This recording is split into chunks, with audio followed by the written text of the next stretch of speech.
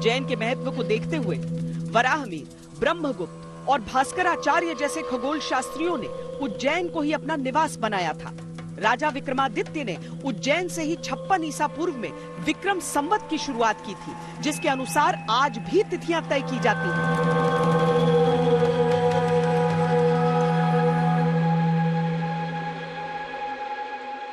देवताओं और असुरों ने जब समुद्र मंथन किया तो विष निकला और उसे शिवजी ने अपने कंठ में धारण किया।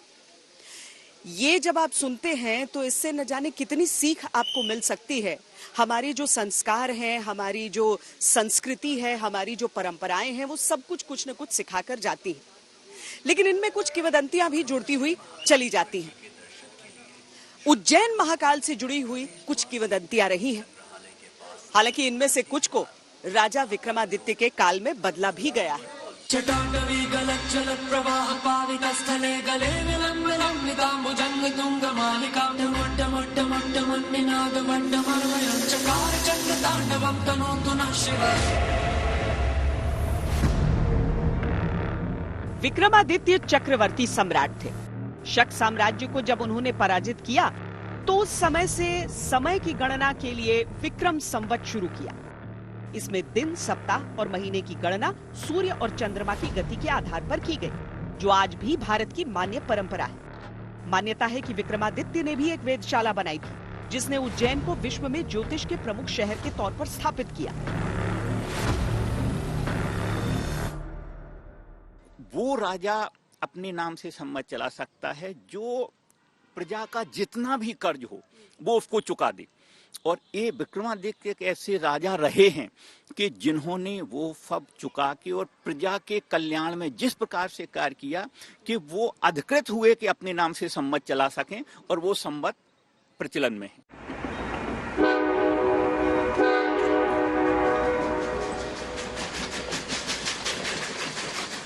ब्रिटिश औपनिवेशिक काल में भारत में सब कुछ बदल गया।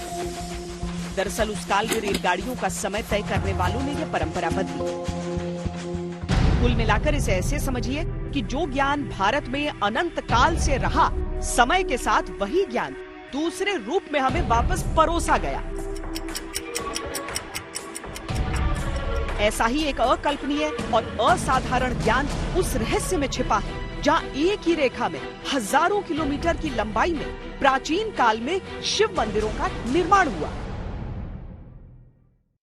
तो क्या ये केवल एक भौगोलिक रहस्य, क्या ये संयोग है कि इन सभी मंदिरों का निर्माण इन जगहों पर हुआ है? वरना ये संभव कैसे हो सकता है कि उस काल में और एक दूसरे से इतनी दूरी होने के बावजूद एक तय जगह पर ही इन सभी प्राचीन और सिद्ध मंदिरों का निर्माण हुआ हो?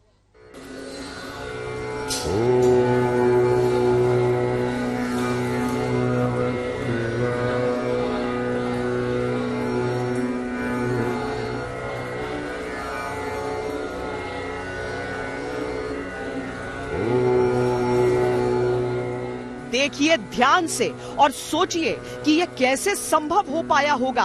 अलग अलग युग में बने या बनवाए गए शिव मंदिर एक ही सीध में बने।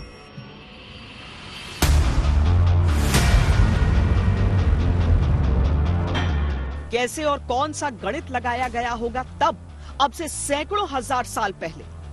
आइए इस रहस्य को समझने की कोशिश करते हैं। सबसे पहले भारत की देशांतर रेखाओं को मैप के जरिए समझिए।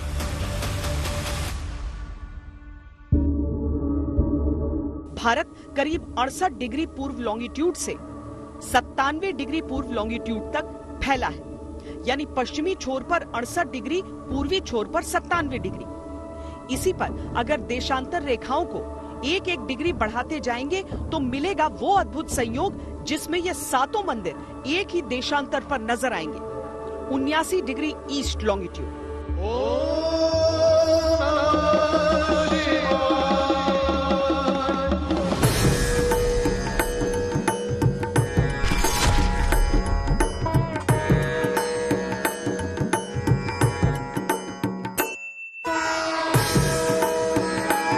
यह है केदारनाथ धाम।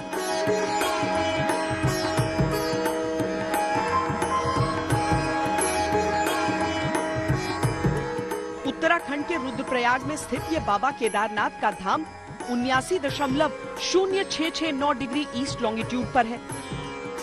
कहा जाता है इस मंदिर को महाभारत काल में पांडवों ने बनवाया था और फिर शंकराचार्य ने इसकी पुनर्स्थापना की थी।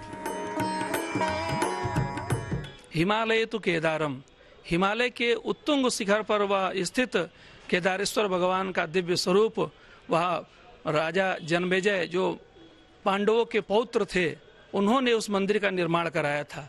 बाद में कालांतर में आद्य जगत गुरु शंकराचार्य जी उसका जीर्णोद्धार कराया था। 79 डिग्री ईस्ट लॉन्गिट्यूड पर स्थित ये है श्री कालहस्ती मंदिर। आंध्र प्रदेश के चित्तूर में स्थित 5वीं शताब्दी में विजयनगर साम्राज्य में बना ये मंदिर पंच तत्वों में वायु का प्रतीक माना जाता है। इसे दक्षिण का काशी भी कहते हैं।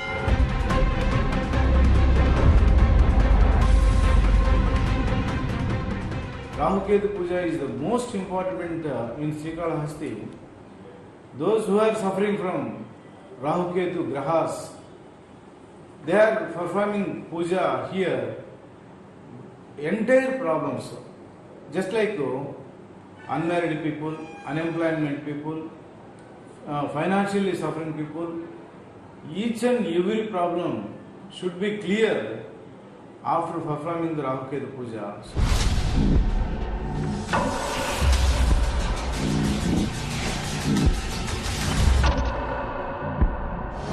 79 डिग्री ईस्ट लॉन्गिट्यूड पर स्थित ये है श्री एकाम्बेश्वर नाथ मंदिर। तमिलनाडु के कांचीपुरम में स्थित मंदिर के शिवलिंग को कहा जाता है कि स्वयं माता पार्वती ने स्थापित किया था। इसे पंच तत्वों में पृथ्वी का प्रतीक माना जाता है।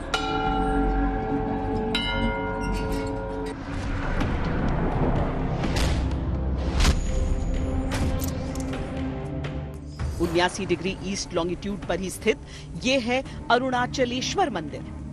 अरुणाचलेश्वर मंदिर जहां दीपोत्सव बड़े उल्लास से मनाया जाता है और एक बड़ा दीपक इस मंदिर की चोटी पर जलाया जाता है जो दूर से दिखता है। इस मंदिर के शिवलिंग को पंचतत्व में अग्नि का प्रतीक माना जाता है।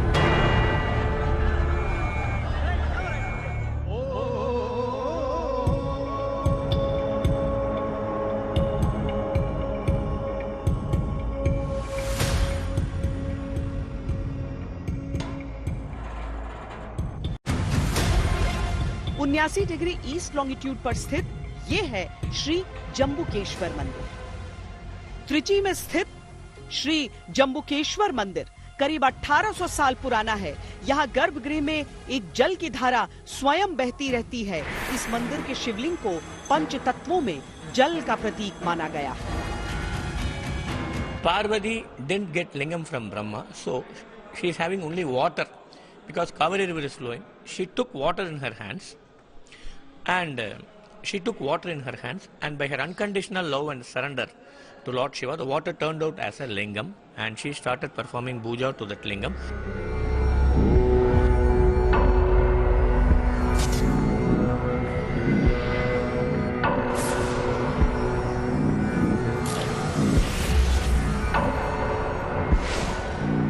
उन्यासी डिग्री ईस्ट लॉन्गिट्यूड पर स्थित ये है श्री थिल्लई नटराज मंदिर।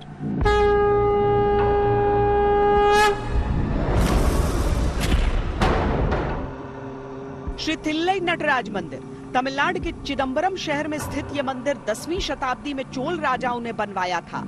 इसमें भरतनाट्यम की मुद्राएं उकेरी गई हैं। पंच तत्वों में इसे आकाश का प्रतीक माना गया है। 79 डिग्री ईस्ट लॉन्गिट्यूड पर स्थित ये है श्री रामेश्वरम धाम।